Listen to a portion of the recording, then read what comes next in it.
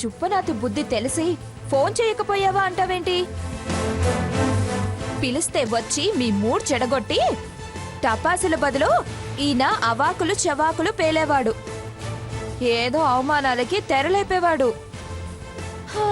Happy Diwali మరో రకంగా ఉండేది. అమ్మ కన్నీళ్లు, నాన్న బాధ. సర్లే, ఆ విషయం వదిలే. తాతయ్య బాగా ట్రీట్ ఇచ్చి పంపినట్టున్నారు. తెగ ఫీల్ అయిపోతున్నారు. ఏం ట్రీటో ఏమో, నాకు చాలా భయంగా ఉంది. తాతయ్య ప్లాన్ పర్ఫెక్ట్ గా ఉంటుంది. లేనిపోని భయాలు ఏవి పెట్టుకోకుండా దీపావళి బాగా ఎంజాయ్ చేయండి. బావా అక్కడుంటే ఇవ్వు, గ్రీటింగ్స్ చెప్తా.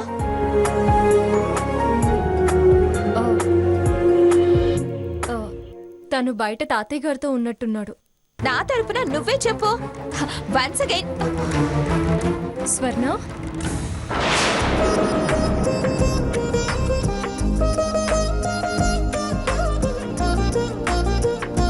ఏయ్, ఎవరికి హ్యాపీ దివాళీ చెప్తున్నావు? ఎవరికేంటి? ఎవరికి? మా అక్క బావకి. ఎంత పొగరే నీకు! ఎంత ధైర్యంగా మా అక్కకి మా బావకి అంటున్నావు? ఏంటి గ్రీటింగ్స్ చెప్పకూడదా?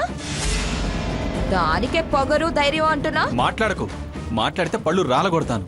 నేను ఫోన్ చేయవంటే ఫోన్ చేయలేదు, కానీ నాకు తెలియకుండా ఫోన్ చేసి గ్రీటింగ్స్ చెప్తున్నావా? నేను గ్రీటింగ్స్ చెప్పింది సంతోషంగా ఉండడం కోసమే. నిన్ను ఇన్వైట్ చేస్తే సంతోషాల్ని ఆవిరి చేస్తావు. అందుకే చేయనన్నాను. వాళ్ళు తిన్నగా ఉంటే నేను వాళ్ళ జోలికి ఎందుకు వెళ్తాను? నా దారికి అడ్డొచ్చారు. నా సంతోషాలకి అడ్డు తగిలారు. అందుకే నేను అలా చేయాల్సి వస్తోంది. ఇప్పుడేంటి? ఎప్పుడు ఏదో ఒక వంక పెట్టి వాళ్ళని వేధించడమే కదా నీ పని. ఏయ్, దించు దించు, చెయ్యి ఎత్తుతే. ఎత్తితే గృహహింస నేరం కింద జైల్లో పెట్టిస్తావా? వెళ్ళవే, వెళ్ళు. కేసు పెట్టి నన్ను జైల్లో పెట్టించి నువ్వు మీ అక్క దగ్గర ఉండు. వెళ్ళు వెళ్ళు. మాటి మాటికి ఈ మాట ఒకటి చెప్పి బెదిరిస్తున్నావు. వెళ్ళవే, వెళ్ళు.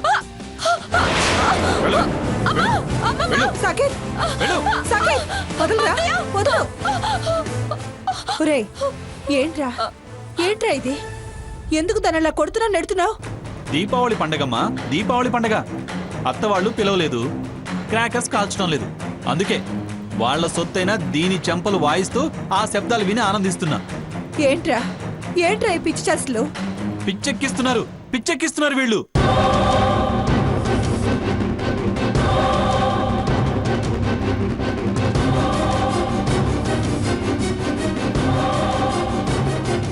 నువ్వు ఆగరా. స్వర్ణ, నువ్వు లోపలికి పదా.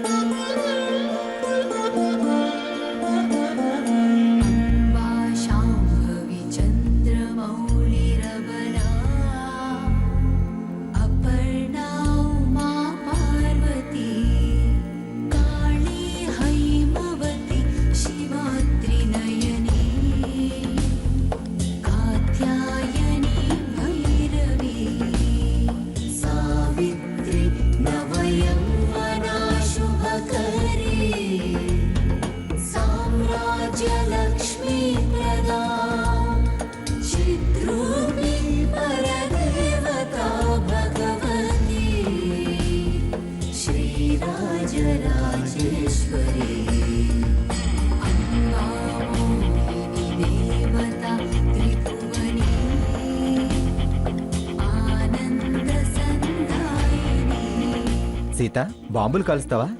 బాంబులా? జోకా? ఇందులో జోకే ఉంది. నాకు భయం, నేను కాల్చును. మా మంగమ్మ మీద ఫైర్ బ్రాండ్లా లేస్తావు. భయం అంటావేమిటమ్మా? కాల్చు. అటు మా మనముడు తోడున్నాడు, ఇటు తాత నేను తోడున్నాను. నీకేం భయం అమ్మా? కాల్చండి కాల్చండి. మీరేమో తాటాకి బాంబులను తాడు బాంబులు కాల్చండి. మంగమ్మ గారు అదును చూసి ఆటం బాంబు కాల్చుద్ది. అందరూ ప్రసాదం తీసుకోండి.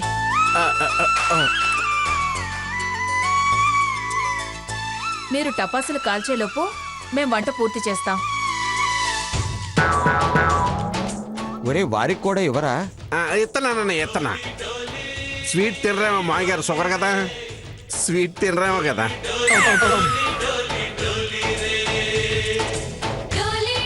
ఏం వంటలు అమ్మా, రోజు తినే తిండే కదా, దానికి ఆరాటం ఏముంది. ముందు టపాసులు కలుద్దాం పదండి. ఓ అలా ఎలా, రోజు తినే అలవాటు కదా, అది లేట్ చేత. మీరు మాత్రం కానిండి వదిన. ఇగో రాధాకృష్ణ,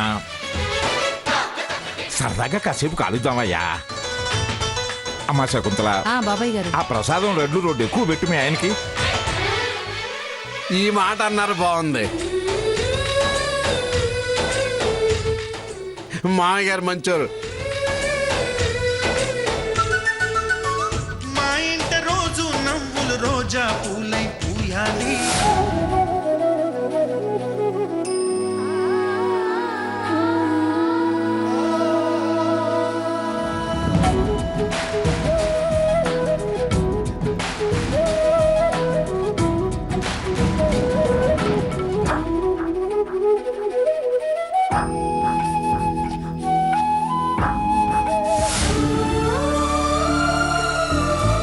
ఏమిటి సావిత్రి, ఏమైంది?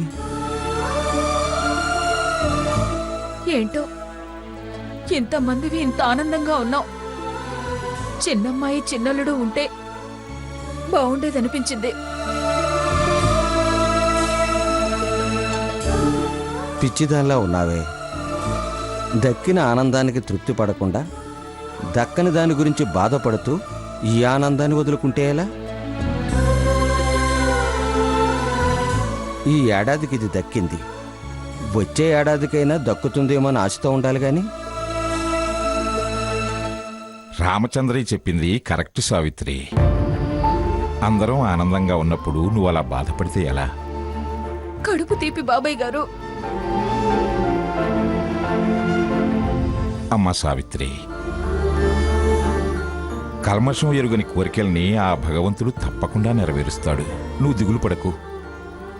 రండి రండి, టపాసులు కాలుద్దాం పదండి, లేవండి.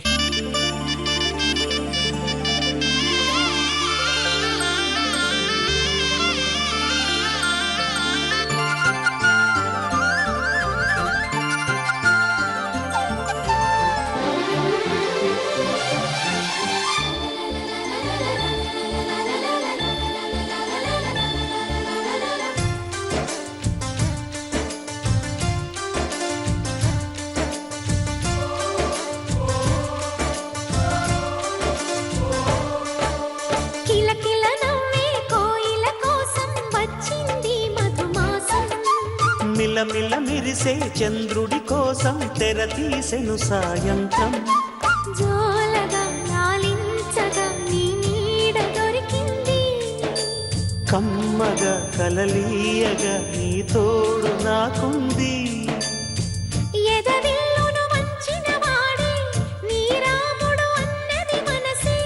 గుడి తలుపులు తీయక ముందే వరమిచ్చెను దేవత ఎదురై. నీదే ఆచిని నిజమే నా జాబిలి. కిలకిల నవ్వే కోయిల కోసం వచ్చింది మధుమాసం.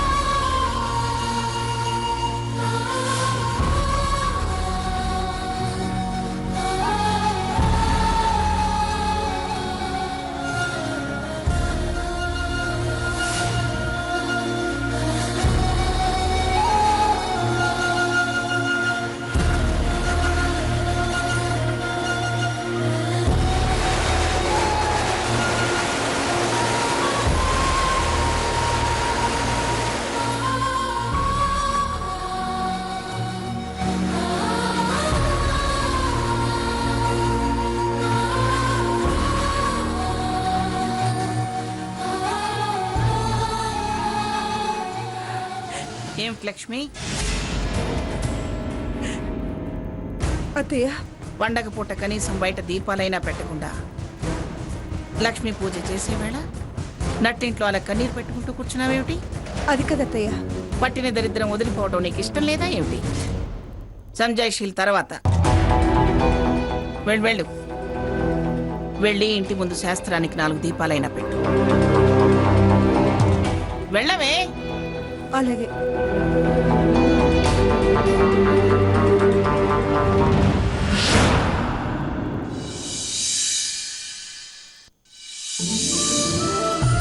గుడ్ మార్నింగ్ తాతయ్య. Good morning, good morning. మావయ్య గారు ఇదిగోండి పేపర్. తాతయ్య గారు కాఫీ.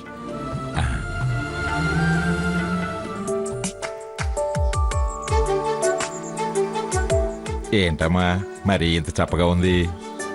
మీరు మరీ ఎక్కువ చేస్తున్నారు తాతయ్య గారు. ఈసారి కన్సిడర్ చేయమ్మా. త్వరగా మొహం కడుకునరా. మెల్లిగా కంట్రోల్ చేసుకుంటాలే. ఎరా నువ్వు రెడీ అయ్యావుగా? రెడీ అవ్వమన్నావు, అయ్యాను. ఎక్కడికో వెళ్దామన్నావుగా, వెళ్దామా? నేను రావట్లేదురా, ఫోన్ చేసి మాట్లాడతాను, నువ్వు వెళ్ళి తీసుకురా. అలాగే తాతయ్య.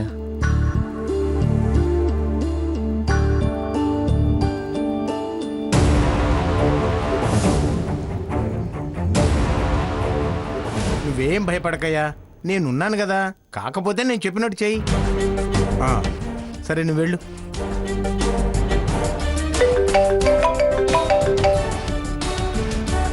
జడ్జి గారు నమస్కారం సార్. నమస్కారం. ఇవాళ కోర్టుకి సెలవేగా లాయర్ గారు? సెలవే సార్. చిన్న పనుండి స్టేషన్కి వచ్చాను. చెప్పండి సార్. నేను మా పెద్ద మనవడిని పంపిస్తున్నాను, కాస్త తీరుబడి చేసుకుని రాగలరా?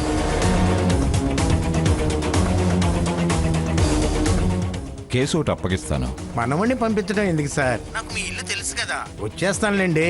నేను ఇప్పుడు ఆ ఇంట్లో లేను, మా వియ్యాల వారింట్లో ఉన్నాను. మీరు అక్కడికే రావాలి.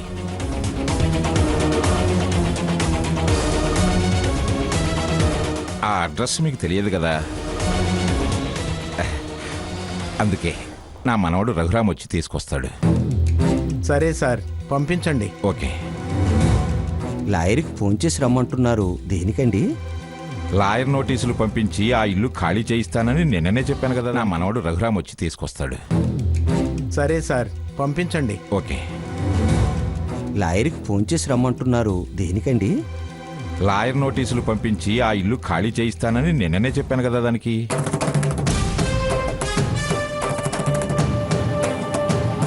మీరు వినలేదా?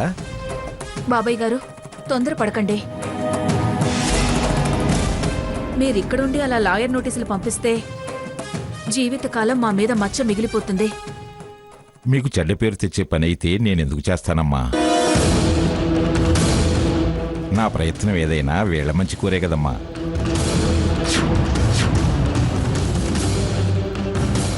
వద్దు తాతయ్య గారు, అమ్మ చెప్పేది కరెక్టు. అలా అయితే తాతయ్య రాంగ్ అంటావా?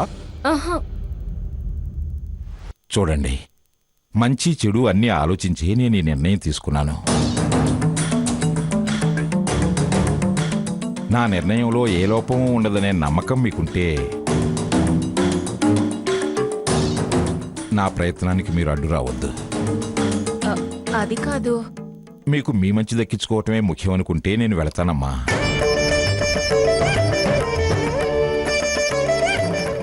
బయట ఎక్కడొకక్కడుండి నా ప్రయత్నానికి న్యాయం జరిగేలా చూస్తాను.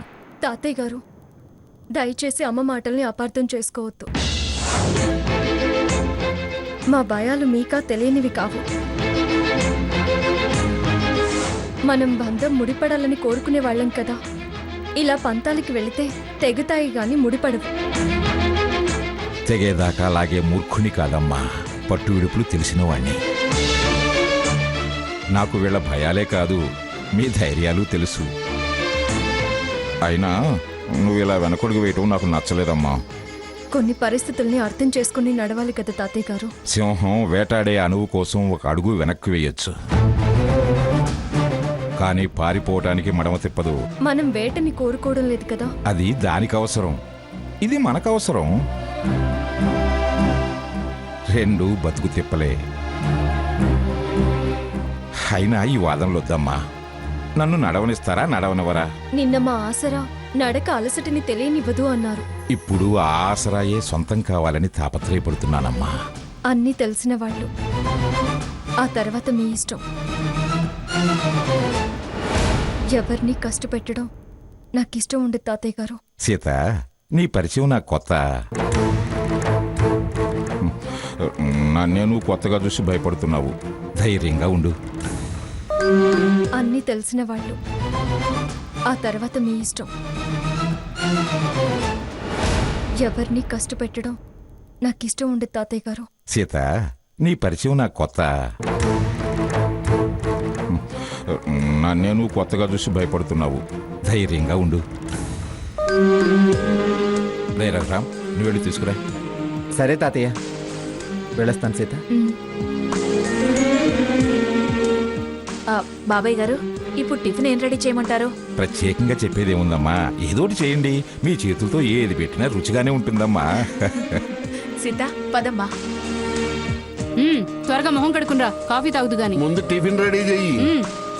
బావగారు, మీరు కూడా రండి. అలాగేనమ్మా. ఒరే పిల్లలు, జాగ్రత్తగా కాల్చుకోండి. అలాగే.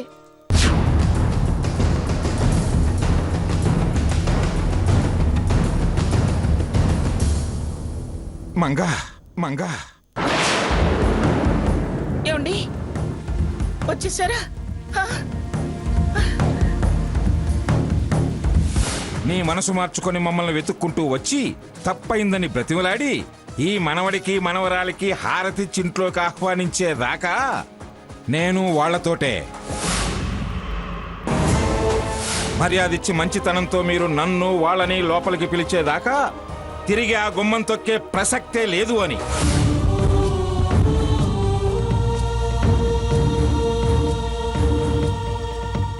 ఒక్కసారి మంగమ్మ గారికి ఫోన్ చేద్దాం.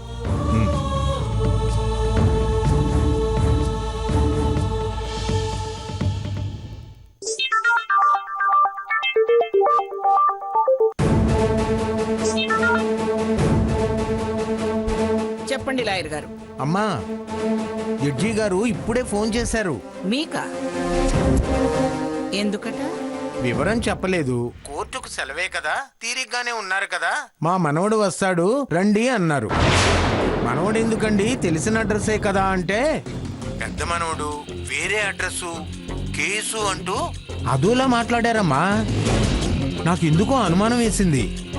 మీరు అపాయింట్ చేసిన మీ కంపెనీ లాయర్ని కదమ్మా. అందుకే తమరికి ఒక మాట చెప్దామని ఫోన్ చేస్తున్నాను. ఏంటమ్మా విషయం? అది ఫోన్ చేసిన ఆయన అడగాల్సిన విషయం, నన్ను కాదు. మీరు వెళుతున్నారా? తప్పదు కదమ్మా, జడ్జి గారు కదా. ఏమిటి ఈవిడ ఫోన్ కట్ చేసింది?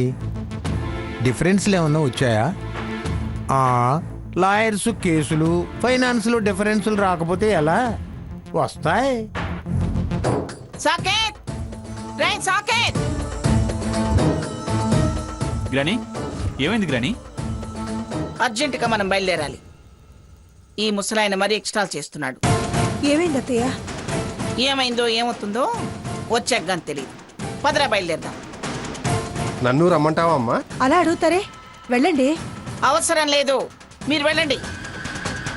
పదండి గ్రాని, నేను కార్ రెడీ చేసి వస్తాను.